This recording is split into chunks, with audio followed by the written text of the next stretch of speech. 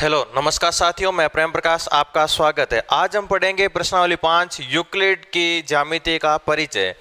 प्रश्नावली अध्याय 5 यूक्लिड की ज्यामिति का परिचय। अब यूक्लिड क्या था और ज्यामिति क्या होती है, इसके बारे में हम यहाँ पर पढ़ेंगे।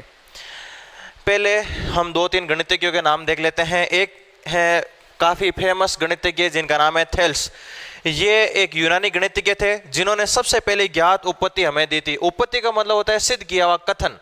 तो थेल्स ने हमें सबसे पहले गणित में सबसे पहले सिद्ध किया हुआ कथन हमें दिया था थेल्स ने, और वो कथन था कि वृत्त का व्यास वृत्त को समद्विभाजित करता है। वृत्त का व्यास वृत्त को 2 बराबर भागों में विभाजित करता है। उसके बाद में काफी फेमस एक गणितज्ञ है जिनका नाम है पाइथागोरस। आप पढ़ते हो पाइथागोरस प्रमेय, कर्ण स्क्वायर बराबर आधार स्क्वायर प्लस लंब स्क्वायर समकोण त्रिभुज में लागू होती है ये। तो ये थे थेल्स के चेले, थेल्स के शिष्य थे ये।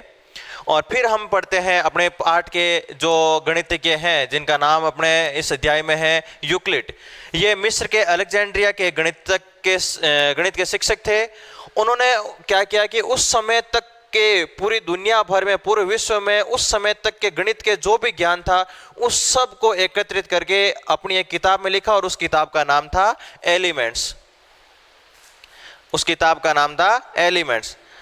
और इस एलिमेंट में 13 अध्याय थे और इन अध्यायों को कहते हैं पुस्तिका। यूक्लिड ने 2 शब्दों का काम लिया था, एक तो अभिधारणाएं और एक अभिगृहित। यूक्लिड ने कहा था कि अभिधारणाएं ऐसी कल्पनाएं हैं, यानी हम सोचते हैं, ऐसी कल्पनाएं हैं जो विशिष्ट रूप से केवल ज्यामिति में ही प्रयोग में लाई जाती है। ज्यामिति का मतलब रेखा गणित, केवल रेखा गणित में ही काम में ली जाती है, उनको तो हम कहेंगे अभिधारणाएं। यानी ऐसी बातें, कथन जो केवल ज्यामिति में काम में लिए जाते हैं वो अभिधारणाएं होगी। और ऐसे कथन जो ज्यामिति के अलावा गणित के अन्य शाखाओं में भी काम में लिए जाते हैं उनको हम कहेंगे अभिगृहित। और फिर है प्रमेय। प्रमेय वे कथन जो किन्हीं परिभाषाओं, अभिगृहितों या पहले से सिद्ध किए हुए कथनों और निगमनिक तर्कों के द्वारा सिद्ध किए जाते हैं। यानी एक ऐसा सिद्ध किया हुआ कथन जो उस प्रकार की हर एक समस्या पर समान रूप से लागू होता है वो कहलाता है प्रमेय। तो ये थी इस पार्ट के बारे में एक सामान्य सी जानकारी। इनको एक नोट्स के रूप में आपको कॉपी में लिखना है।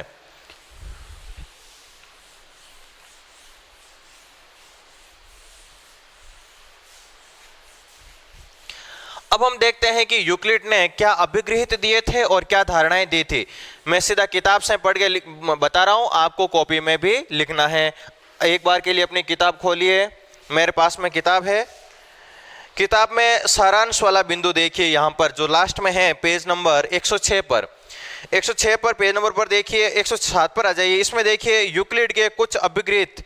पहला अभिगृहित उन्होंने दिया था, वे वस्तुएं जो एक ही वस्तु के बराबर हो एक दूसरे के बराबर होती है। वे वस्तुएं जो एक ही वस्तु के बराबर हो, यानी ए यदि बी के बराबर है और ए यदि सी के बराबर है तो ये ए, बी और सी तीनों आपस में बराबर होंगे। वे वस्तुएं जो एक ही वस्तु के बराबर है, ये दोनों वस्तुएं देखो इन एक ही वस्तु के बराबर है तो ये तीनों वस्तुएं आपस में बराबर होगी। यदि बराबरों को बराबर में जोड़ा जाए तो पूर्ण भी बराबर होता है। यदि मैं 3 और 3 बराबर होते हैं।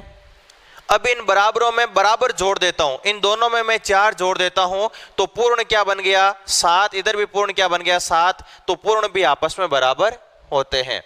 ये बहुत ही आपको बेसिक सा लगेगा, लेकिन उस टाइम तक गणित का बहुत ही सीमित ज्ञान था। ये आपको बहुत ही हल्की बात लगेगी कि यूक्लिड ने इतनी बड़ी किताब लिखी एलिमेंट्स और पूरी दुनिया भर में इतनी ये किताब फेमस है, लेकिन इस किताब में तो इस प्रकार की बातें लिखी हुई है कि यदि कोई एक वस्तु किन्हीं 2 वस्तुओं के बराबर है तो ये तीनों वस्तुएं आपस में बराबर होगी।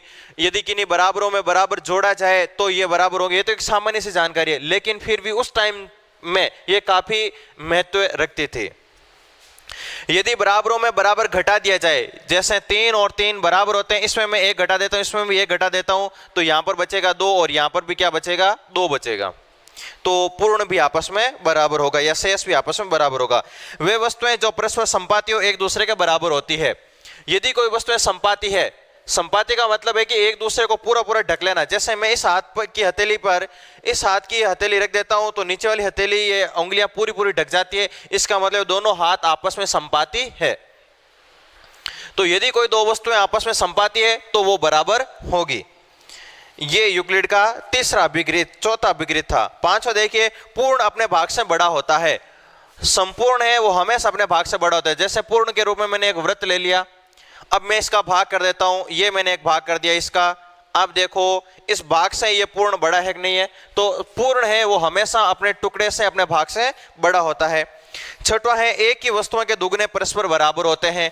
एक ही वस्तुओं के दुगने, जैसे 3 और दूसरी वस्तु भी 3 है, दोनों वस्तुएं एक ही है, इनके दुगने करिए, इनके दुगुना करेंगे तो इनके दुगुने भी आपस में क्या आएंगे, बराबर आएंगे। अगला है, एक ही वस्तुओं के आधे भी आपस में क्या होते हैं, बराबर होते हैं। फिर है यूक्लिड की अभिधारणाएं।